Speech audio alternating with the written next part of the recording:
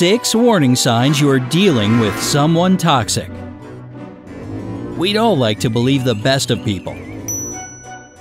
Unfortunately, that can get us in trouble sometimes. Toxic people do exist, and chances are we've met one or two. Sometimes they might not realize they're causing harm to others. On other occasions, they're fully aware of the power they hold over other people and actively intend to do harm. Fortunately, there are warning signs you can look for to see if the person you're dealing with is a toxic person. Before we tell you about these important warning signs, make sure you click the subscribe button and turn on notifications to be the first to watch our videos. Now pay close attention to all these warning signs of toxic people, as this information could be exactly what you need in your life right now. Number 1. Toxic people play the victim. Most of us are guilty of throwing a pity party for ourselves every once in a while. Things happen, and sometimes we just want to feel sad about it. But sooner or later we snap out of it, focus on finding solutions, and look on the bright side of life. Other people are in a constant state of pity party. Have you met them? You probably know or have known a person who thought the world was out to get them. People who struggle with the victim mentality don't think they have power over their lives, and they blame other people and circumstances for how unhappy they are. They also avoid responsibility like the plague. Imagine that you're walking down the street and you see a man take a tumble. You rush to help him stand up, and you notice that, luckily, he just has a small scrape on his knee. He thanks you and asks you if you can drive him to the pharmacy. So you take him to the pharmacy. He then asks you to help him with another chore, and then another. This is an example of how playing the victim can give someone the power to control another person. They prey on your feelings of empathy and goodwill to see how much money, time, and energy they can take from you. Have you ever been in a situation where you believed someone owed you an apology, but by the end of the conversation, you ended up apologizing instead? That is a classic victim attitude in which they flip the situation.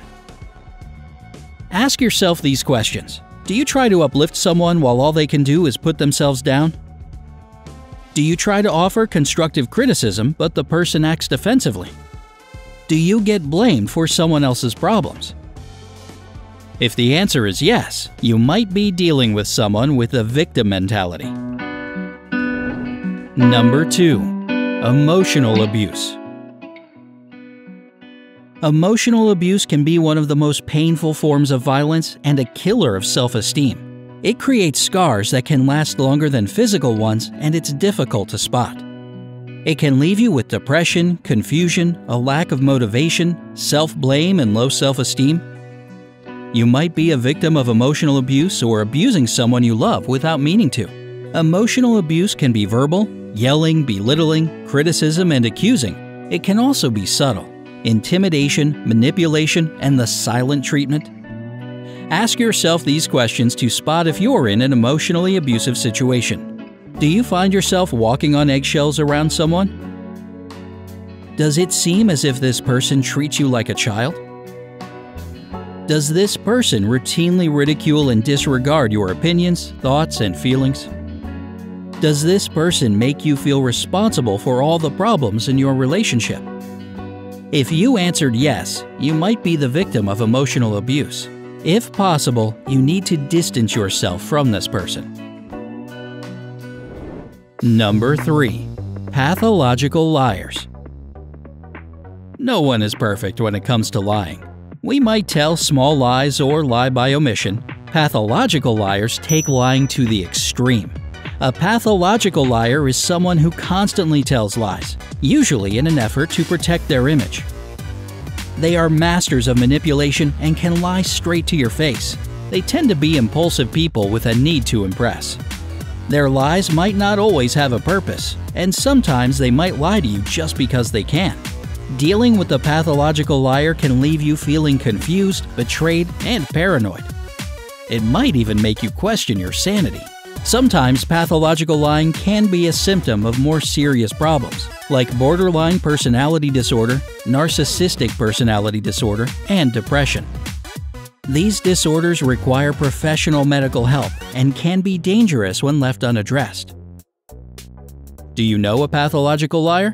Ask yourself these questions. Have you caught someone lying several times? Does someone constantly lie to you about small and mundane things? Has someone that lied to you expressed zero remorse? Number 4. Toxic people seek to control. Some toxic people can be master manipulators, and they are clever about hiding their true intentions.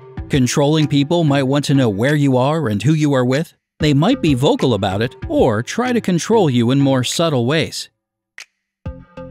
In extreme cases, if the person is a narcissist or sociopath, they might be completely incapable of feeling remorse and recognizing their bad behavior. They might have learned such behavior through an unconscious drive called the repetition compulsion. It is a psychological drive to repeat and enact the same traumatic events that you experienced as a child.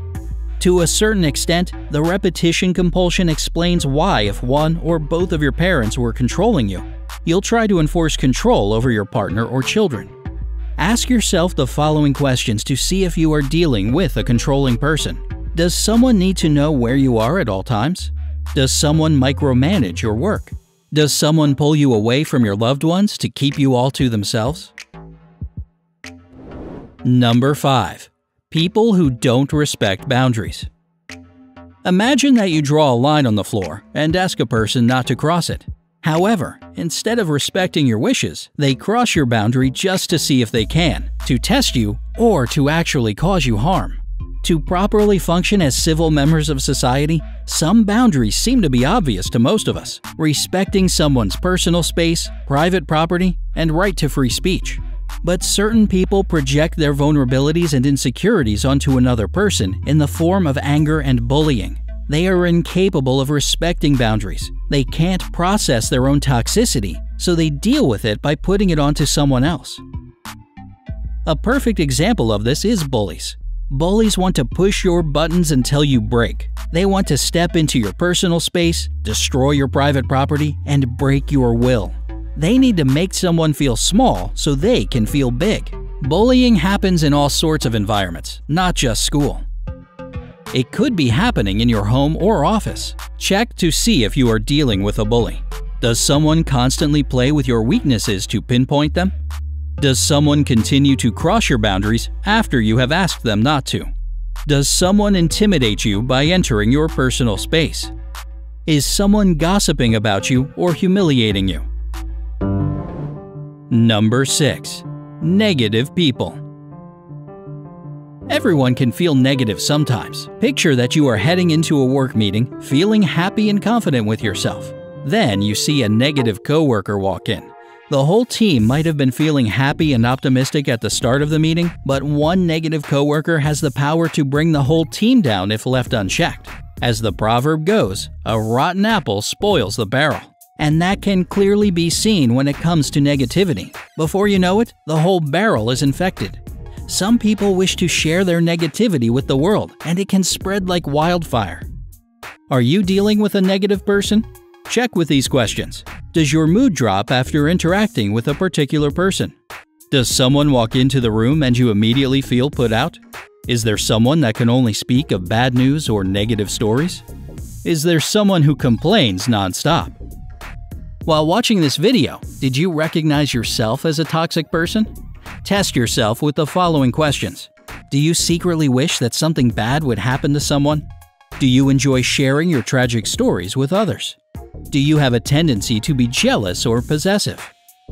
If you answered yes, there are things you can do. Try attending counseling to change your behaviors and be a positive influence in the world. If you think you've been dealing with a toxic person, you can try to do the following things. Maintain positive boundaries. Be assertive about your needs and values. Disengage from people who make you feel bad about yourself. Speak to a counselor. We all deserve to live in peace and happiness. If you find yourself in one of these situations, we hope you can take the necessary steps to reach for a more positive situation. Do you know any other warning signs to look out for? Share this video with someone you think might be at risk of toxicity and share your thoughts in the comments section. And please, don't forget to click subscribe to always be in the know with Brightside.